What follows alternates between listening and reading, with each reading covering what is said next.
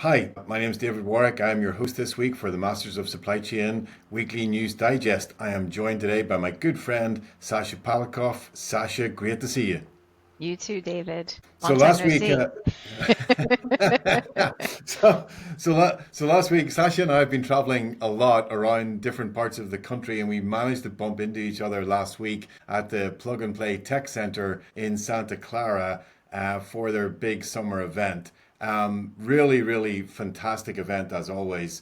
There was thousands of people there, hundreds of really interesting startups, and of course the dedicated supply chain community was there in full force to not only understand some of the new technologies but also talk about some of the trends that they're seeing in the industry. And Sasha and I got the headline with Kevin Callahan, from the Chief Supply Chain Officer from Roku, and had a great chat on stage talking about all things supply chain. So Sasha, what did you see? What did you enjoy? It was great. Well, I think first and foremost, even given all of the tariff discussions, innovation is certainly not dead.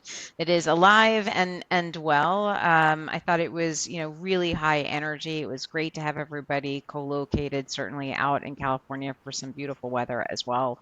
If I think about the dialogue, certainly the concept of relationships and network, which certainly an organized event like that helps to highlight the importance of. But that is certainly an area of continued focus around innovation. If I think about some of the things I saw around data and thinking about data products and how individuals and organizations are thinking about being able to share, that was definitely front and center.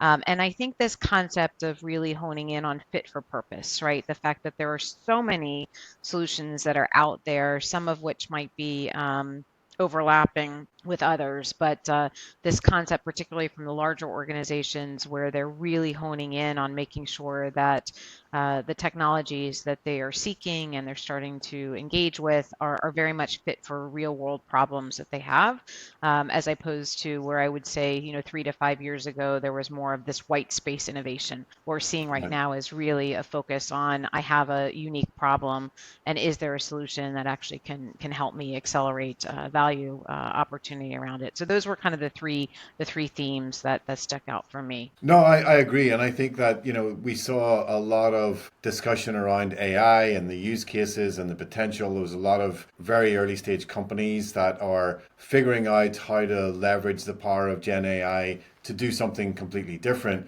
And in my discussions with the different corporate partners, again, there's a lot of interest in terms of just what can be done and how to think about it. And then there's also just a little bit of wariness in terms of, okay, when do we start and how do we start and how do we think about this from an innovation perspective?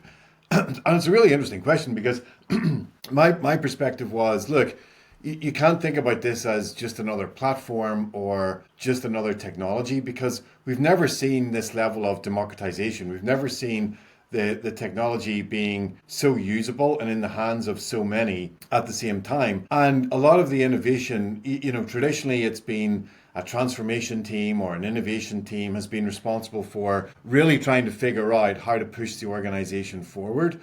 And because of the way this technology deploys, it's now coming back into the functional groups to start to try and understand what can we do, how can we, how can we engage, and what can we do differently. And so for the first time, I really started to hear that theme coming through, whereby, some of the biggest companies in the world are actually thinking about it and saying, but how do we enable our functional teams to now make progress at a rapid speed? How do we enable that, if you like, core innovation to happen without always having to have it centralized? And if we then allow it to happen individually, how do we actually bring it back Yeah, together so yeah. that we are able to move the entire organization forward? And I just think that, I've been waiting for those discussions to happen, and it was great to see those actually, starting to kick off. Yeah, no, I would agree, right? And nobody would say use this word outwardly, and it may be a dirty word, but this term around governance, right? Which is how do we really allow for this decentralized innovation to take place, where it's really, uniquely fit for each individual business processes, but a connection point to make sure that what's being developed isn't going to necessarily unintentionally conflict across different business processes as well. So I think this is where organizations are getting really smart around defining what is the problem, what is the value. Are we actually seeing substantial, measurable outcomes from what's being played with? And if not, right, stopping and just saying, hey, let's go focus on a different problem. So I would say there's also this discipline that's starting to come into this process as well. Yeah, which is going to be very important. And I mean, one of the big challenges is, how do you engage with the startup community? How do you really get the best out of these opportunities? And there continues to be just this learning pattern of how do corporations talk to early stage companies, how do early stage companies talk to corporations, and how do they make sure that they're both getting the best out of the relationship. And I don't think that we've completely figured it out. I think that there's still, there's some great success stories, and there's also, the same number of burnout stories Yeah. whereby, the sellers didn't really understand what they were selling, the buyers didn't really understand what they were buying. And so it just didn't meet everybody's expectations. And I think the power of what, Plug and Play do is that they work really hard in trying to cement those relationships. They work really hard to try and make sure that, it's the entire scenario is more curated around the specific problem needs of the corporations, but also the solution gaps that the early stage companies are bringing to the table. And again, the model's not perfect, but you can start to see some of these conversations happening in the right way, and you Yeah. can start to see some of the technology actually being deployed, which is super exciting for supply chain. Yeah, and I think that's spot on, right? Which is this, I'll call it secret sauce around the coaching aspect, which is, look, it's not just about getting a name, marquee name on your list from a startup, but is there really a value opportunity that's been created with these larger corporations? And to your point, right, the larger corporations being really clear around this is the problem we're trying to solve, and this is the unique skill or the unique capability that we are experimenting. And our hypothesis is that this startup is going to be able to help us accelerate that, right? So I think we're also seeing a maturity that is happening within the larger corporations too, around what does it mean to be working with a very early stage startup versus, a more Right. mature company that has a product that's been in production and you're configuring it, right? And I think it's a very different dynamic, because you in many ways are co-creating, and so having that mindset around co-creation with an early stage startup around that process versus something that is fully baked and you're just putting it into your ecosystem. So I Right. think that that's definitely been a good path forward and value add there. No, I agree, and I think that one of my takeaways was that there is obviously a lot of excitement around generative AI, and a lot of companies are pushing that, as a banner to be able to then start a conversation. And I think that the technology is moving so quickly, and is adapting so quickly to its surroundings, if you like. There is going to be an interesting sort of 12 months ahead whereby we start to figure out more in terms of what can be done by the individual versus what needs to be a mature application that has to be purchased. And I Yeah. think that there's a lot of that figuring out is happening right now. And again, even the fact that it's relatively simple now to create your own agents. It's relatively simple Yeah. to actually use some of the power.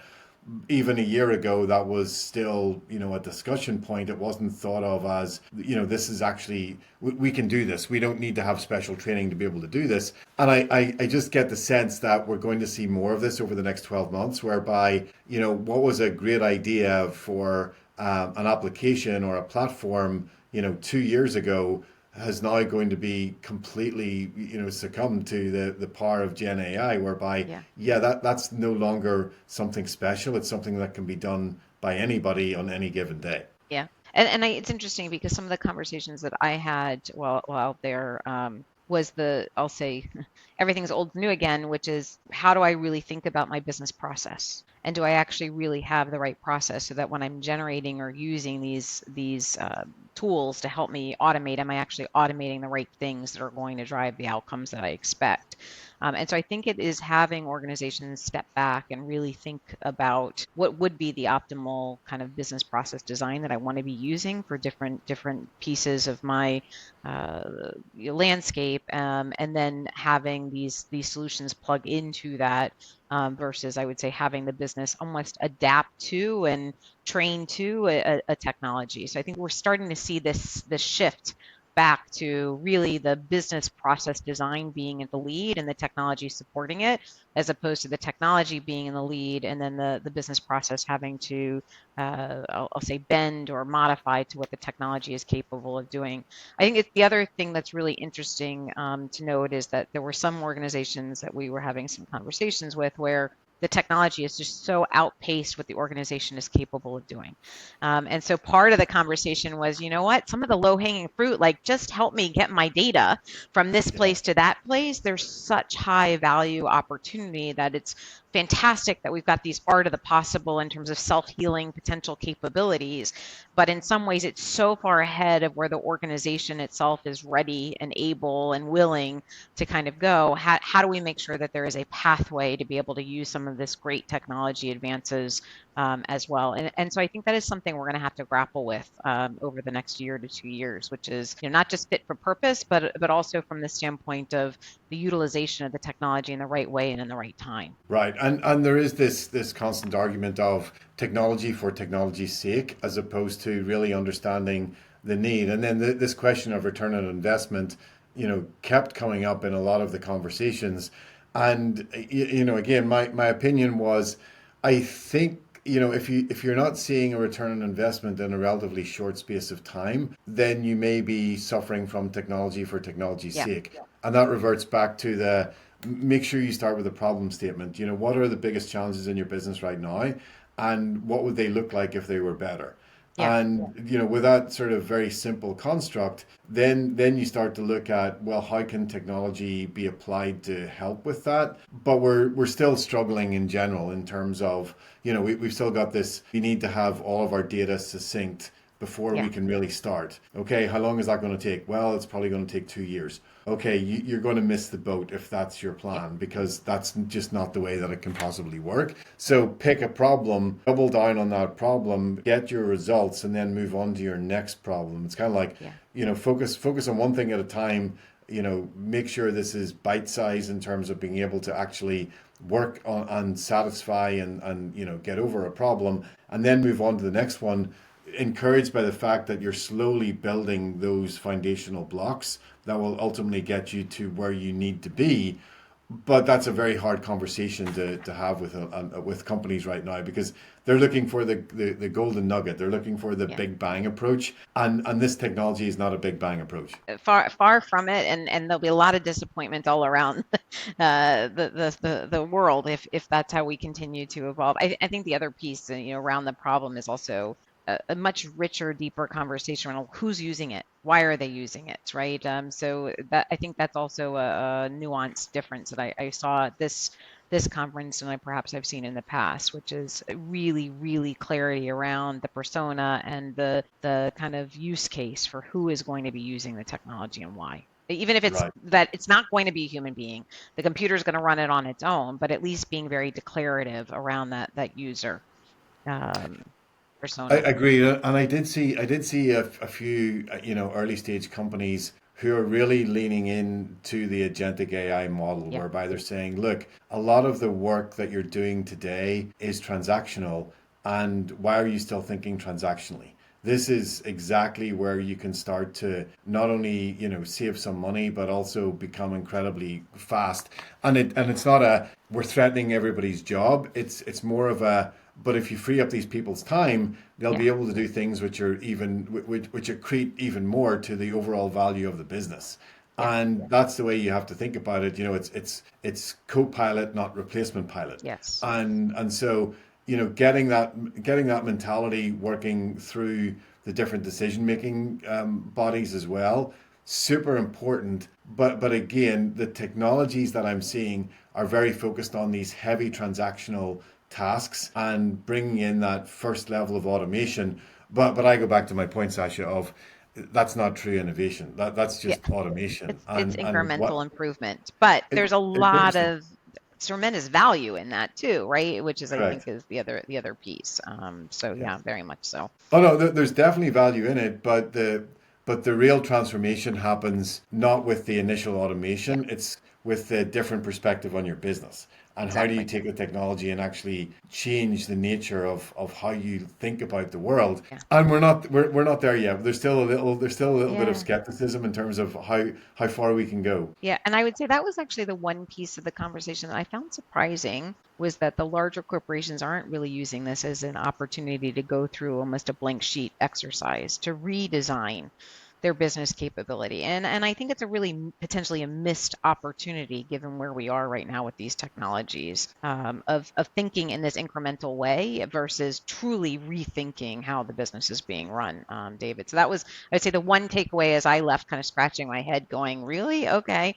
But I would have hoped to have seen more of. That dynamic change. Yeah. And it's not, I don't think, I agree. I think that we're still thinking incrementally. We're a little bit afraid of making the jump, but it's going to happen. And Yeah. it's just it's now just a matter of time. And I think that technology will continue to outpace our ability to understand the true potential of the technology. So it goes back to, Amara's law. We don't really understand the full potential of where this will go, and we're still trying to figure out the fundamental use cases, which are not exciting enough to really drive a change.